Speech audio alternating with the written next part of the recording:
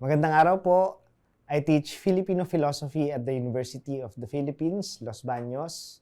And in this series of Aral at Asal, I'll be delivering a trilogy of lectures. One is on the issue and challenges in Filipino values formation. And the second one is on Filipino values and ethics, wherein we will be revisiting concepts of utang na loob, bahala na, hiya, pakikisama. And the third lecture is actually a proposal that I would like to make in making bayanihan as a core ethical concept. For our first lecture, this is substantially based on the monograph of the late F. Landa Hocano, who's a professor emeritus at the Asian Center, UP Diliman. He's highly influential in my thinking, actually. Even as I do philosophy, he's coming from anthropological framework. And in a symposium on Filipino culture, there's these two comments that he highlighted. Sabi nung isang participant, how come we Filipinos violate all known rules and regulations in the conduct of our public affairs? For example, we ignore traffic lights when there are no policemen. We complain about bribery, yet offer bribes. We make palusot all the time. Tell us, are these practices not cultural?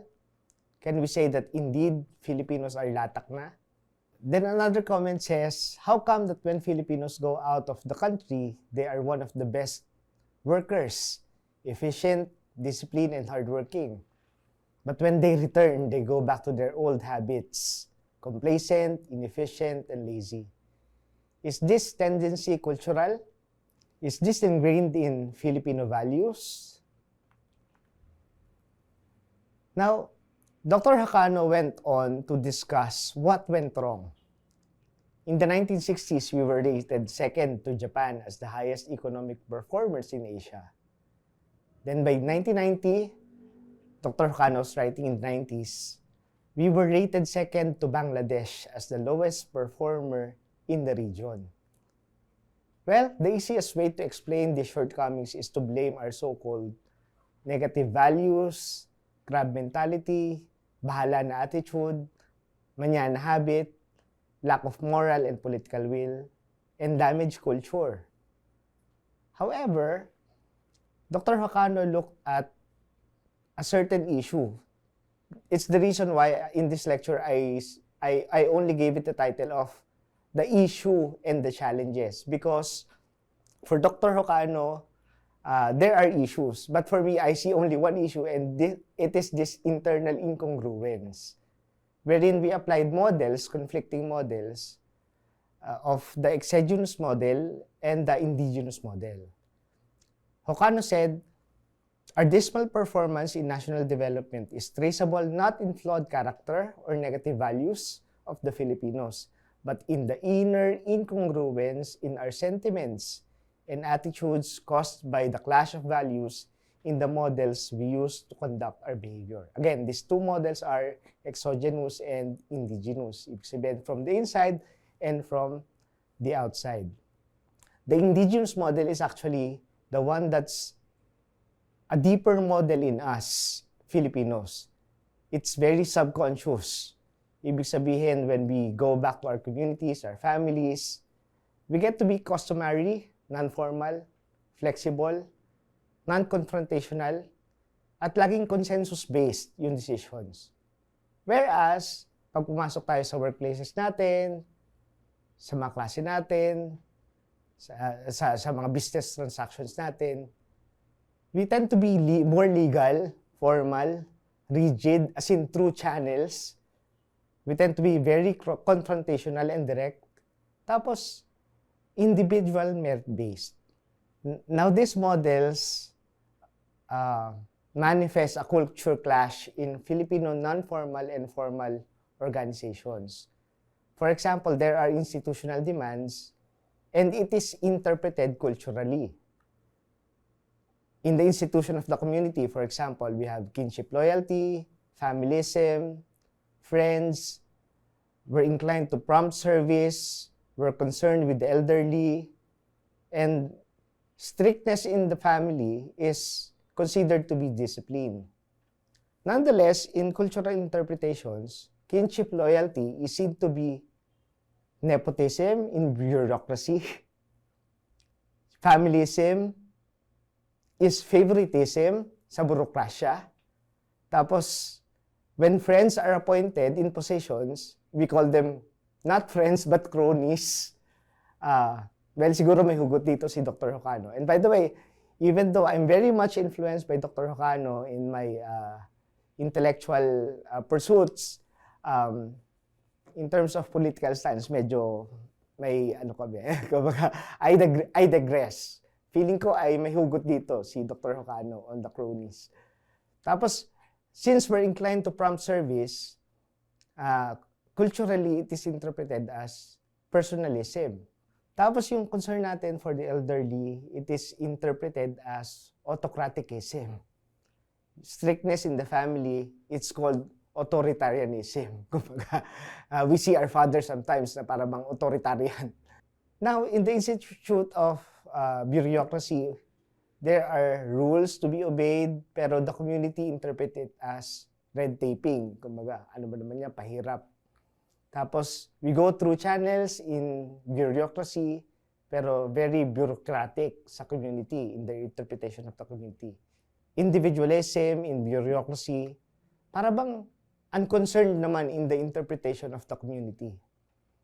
We need to be frank and direct in addressing issues in the bureaucracy, pero rudeness yon in the interpretation of communities.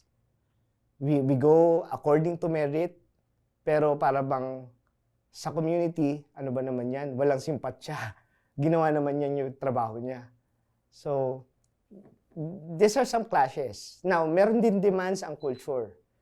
Pero, it is interpreted differently in the bureaucracy. For example, gift giving is considered bribery. I remember, since yun nga, I teach at UP, tapos I wanted to give gifts to my dean and to the chancellor. Gusto kong bigyan ng libro ko. Pero I had to ask my father, who's been working in the government since a young man. Sabi niya, siguro alamin mo rin muna yung kultura sa inyo. Kasi syempre, nag-aalangan din talaga ako. Baka ang dating ay bribery dun sa gusto ko lang na mabigyan ng book ko mismo, yung dean namin sa kanyang chancellor. Tapos, in terms of social obligations, para bang ang tingin in the institutional interpretation, para bang, ano ba naman yan? Masyado namang unreasonable yung demands. Hinahanapan ka pa nila. Whereas you only see it as social obligation in terms of cultural demands. Tapos, facilitating things, for example, it's considered influence peddling. Kumbaga, naghahanap ka lang ng impluensya. Kumbaga. And conformity, dahil nga nakikibagay ka, somehow it's interpreted institutionally as lack of initiatives. Tapos yung bahala na, kumbaga, you just want to face the responsibility, pero it is institutionally interpreted as fatalism. Yung pagsangguni, gusto mo lang naman mag-consult, pero para sa institutional interpretation, it's a lack of leadership. When you hope for somebody or someone or for anything, para bang ang dating nun sa institutional interpretation ay dependency. Tapos pagka masyado kang may simpatsya, ang dating nun sa institutional interpretation ay petty sentimentalism. Yung utang na loob, you just want to fulfill your obligation, pero na-interpret yon as corruption. So there are these clashes in non-formal and formal organizations. These are challenges indeed as we try to develop our values in the Filipinos. So, in ending, Jocano notes that transactions in the bureaucracy have to follow definite procedures based on formal provisions of the law. Order is the issue and not moral obligation. On the other hand, The acceptable way of transacting business in the community is through consultation. This is basic to Filipino expectation. Our communication technique is euphemism. Kailangan natin kumbinsihin ang makausap natin. Not ordering is considered the appropriate way for getting group consensus and action. And so, while the application of formal rules and regulation is intended to systematize behavior and put order, it nevertheless runs contrary to many cultural values and practices. Siguro bago ko i-highlight yung pinaka-last point dun sa conclusion, whenever we have our classes as students or whenever we enter our offices as professionals, kumbaga, very conscious tayo dun sa mga surface values eh. Ito yung model na exogenous. Pero pag uwi naman natin, hindi naman nagbago yung trato natin sa ating mga pamilya, sa ating mga kaibigan. So, kumbaga, para bang nag-change mass in a way because of the conflicts between these exogenous and indigenous models. We are not saying that this being the case, we should not follow rules and regulations. Of course, we should. But in doing so, we can use Filipino values in implementing them. Maraming po salamat.